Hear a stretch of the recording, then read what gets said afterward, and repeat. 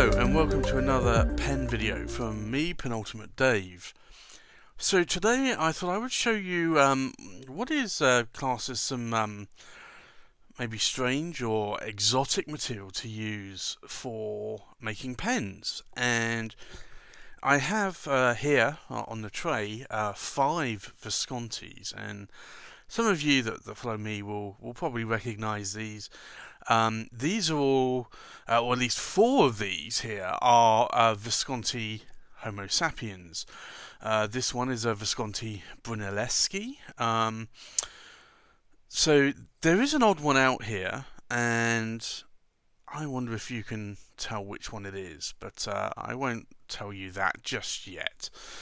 So the Visconti Homo Sapiens is a pen that I like a lot, and it starts off here with the Bronze Age, and it's a lovely pen. So the reason why these are probably strange or exotic materials is that this pen, the what's called the Lava edition, is actually made out of lava from Mount Etna, and it's actually mixed with a blend of resin to create what is a really hard pen. And it doesn't scratch that easy, but you'll also notice though that it has a load of pitting that goes on in the body. Maybe if I can actually bring a more of a light source to it, you can actually see some of this that goes on. It's actually quite remarkable how it actually it's not a smooth. It's a smooth pen, but it has like little holes in it, and you'll notice. So it's not perfect. It has an imperfection going on, but to the touch, it's very smooth and very hard. But it's actually a really nice pen, a very durable pen as well. So the Bronze Age comes with a bronze or sort of brass type finish, as you can see here, and it's also a very porous material as well. So if I take the cap off, what you'll find here is that the section, when you ink it up, will actually absorb ink into the section, so you have to wipe it off quite quickly. I tend to wipe it off with a towel, a kitchen towel, like I do most of my pens when I ink them up. But then I actually take a wet kitchen towel to it, because even though a dry kitchen towel actually soaks up all of the ink there, a wet kitchen towel then brings the ink back to the surface. So you will find that there's more ink there, but just a dry kitchen towel is not absorbing it. So I'll tend to use a dry kitchen towel, a wet kitchen towel, and then a dry kitchen towel, or at least part of a dry kitchen towel I will wet, just for convenience, and just to make sure that I get all of that ink off of the section there as much as I can, because it can stain over time if you're not careful. But this pen, because it's a Homo Sapien, it also has the centre band there that actually says Homo Sapiens.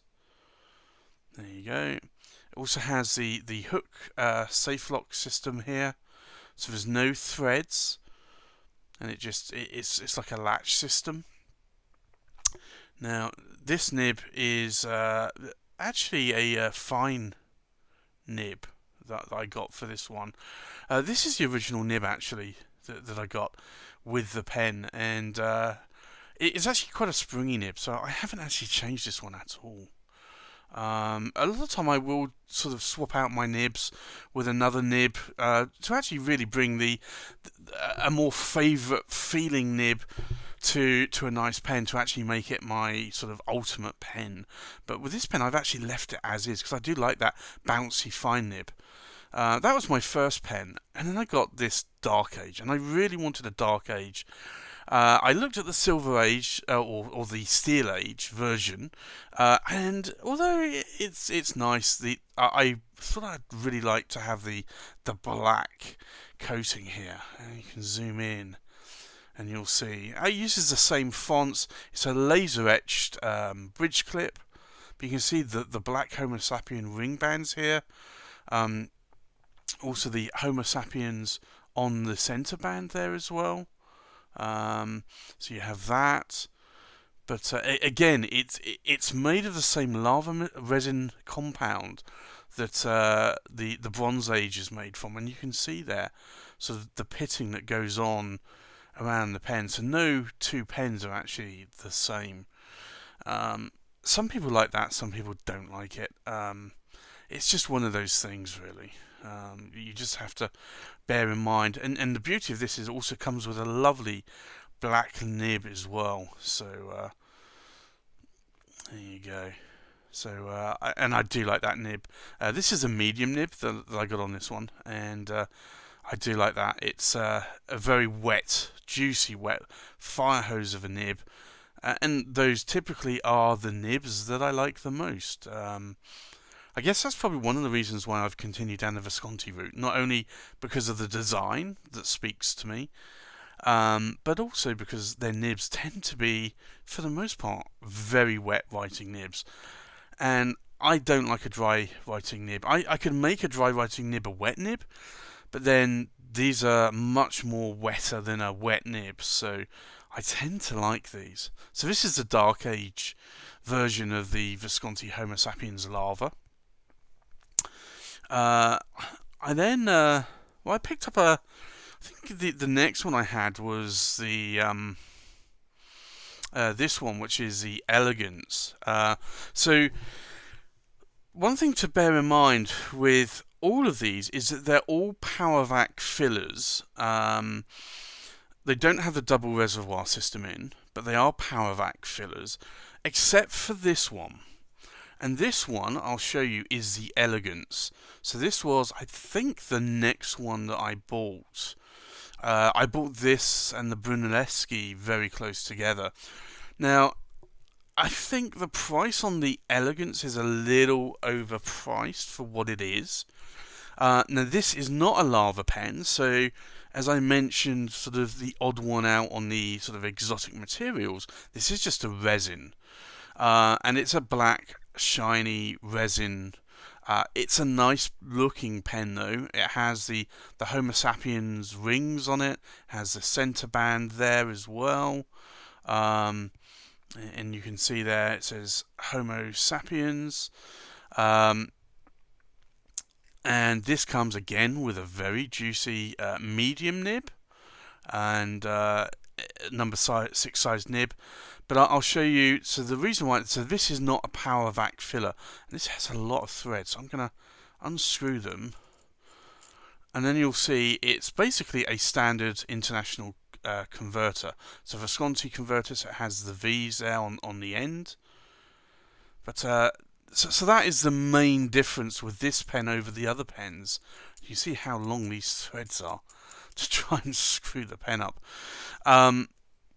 So this is, I think, around about 100 cheaper than like the Bronze Age or the Dark Age. So it's still an expensive Visconti for most people. But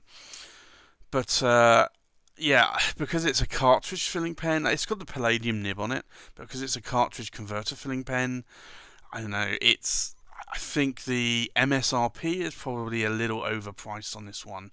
But it's a beautiful pen, it writes really well, it's a juicy fire hose of a nib in a medium nib, and I do like it. It goes through ink very quickly in that converter because it only holds 0.7 milliliters of ink. But it's a pen that I do like. So that, for me, is the odd one out because it has a different power filling mechanism. And that brings you on to the Brunelleschi here. Now, the Brunelleschi is actually similar. So this is not made of lava, and I think the main difference with this one is that it brings the experience of the lava together, but with different material. So this material is actually made out of Florence terracotta in Italy, and with a compound of resin. So it's actually a very smooth brick-like terracotta. It's very smooth to the touch. You can probably see there when the light reflects off of it. It's very smooth. Um, and it's a lovely pen. And this was a special edition, I think, of 388, if I'm not mistaken. But it's a lovely pen. It's a power vac filler. You have less pitting going on because it really is terracotta slate. So like you will see the odd little bit here or there, but it's mostly very, very smooth. And it's really done in this sort of like octagonal style, like design, this faceted design. It's a really lovely pen, one that I really do like. And this one also came, if I uncap it, this came with a medium nib as well, Visconti medium nib.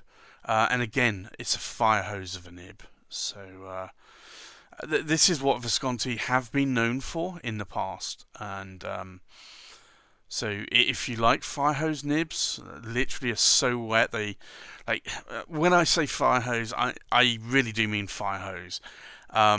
These, if I write on Rhodia dot grid, these will take easily 4 minutes for the ink to dry. Sometimes even longer. Like I've had 8 minutes on some of the more broader Viscontis. So that's just something to bear in mind.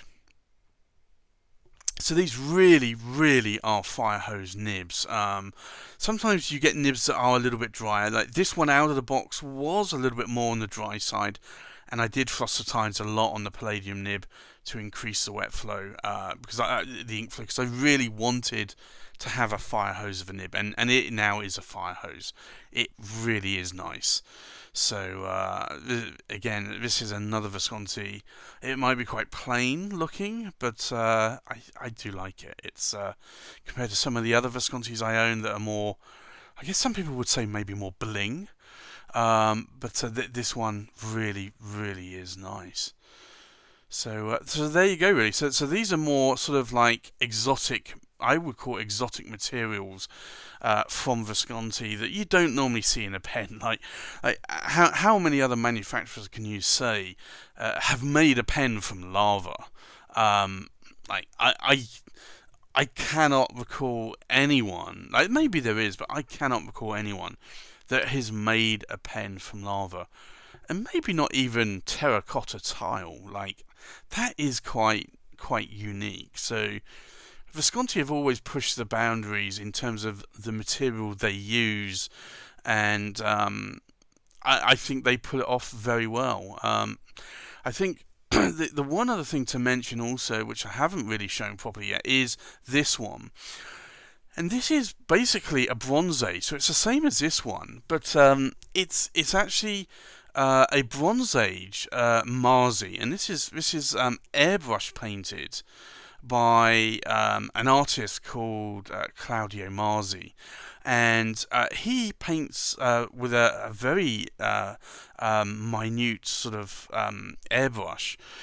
He paints a lot of Zippo lighters and other products as well, but he's more well known for Zippo lighters. And Visconti actually have had him paint a number of different Viscontis in the past. And there is actually a Marzi edition of Viscontis, and this he painted, which is basically a erupting Mount Etna, and this is just stunning. So I really, really do love this pen. So glad I was able to pick it up, and they don't really sell. I guess it depends on where you buy it from, and depending on what the price is. But this one really didn't cost that much more than a regular Bronze Age for me, in terms of MSRP on a Bronze Age. So this is actually quite spectacular, and all hand painted with an airbrush. So yeah, it's a really lovely pen, and I think this was limited to 388 or around that. It's again a lovely pen, and one that I really do like in my collection. And again, obviously, because it's a lava pen, it's made of lava from Mount Etna. So I think the painting, the airbrush painting on the body of the pen, matches it perfectly. So that's the other reason why I added that pen to my collection. So there you go, really. So that's just a few of the exotic pens in material made pens in my collection, and just wanted to show those off to you today. Please like, comment, and subscribe, and I'll see you on the next video. Thanks for watching. Bye bye.